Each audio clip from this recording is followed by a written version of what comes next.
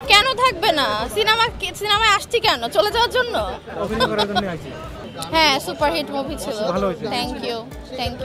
অনেকের মুভি কিন্তু হ্যাং হয়ে আছে, শুধু যে আমার মুভি পেন্ডিং তা না।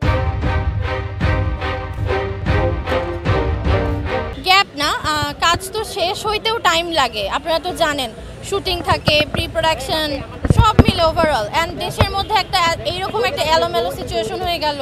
হ্যাঁ, অনেকের মুভি কিন্তু হ্যাং হয়ে আছে, শুধু যে আমার মুভি পেন্ডিং তা না। আমার কিন্তু কয়েকটা 3-4টা মুভি সেন্সর করে রেডি করে রাখা হয়েছে। সো ইনশাল্লাহ খুব আর্লি এটা রিলিজ হয়ে যাবে। নতুন অনেকগুলোর সাথে কথা বলা আছে, কয়েকটার সাথে সাইনিং করা আছে। হ্যাঁ, আর যেগুলো রিলিজের অপেক্ষা করছে, মানে যেগুলো হচ্ছে আপনার সেন্সর করা আছে, সেগুলো তো রিলিজ হবে।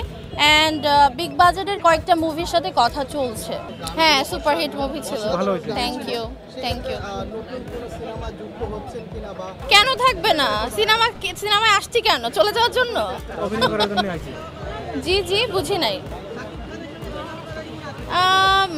যদি সবকিছু ঠিকঠাক থাকে ইনশাল্লাহ অবশ্যই, কেন না।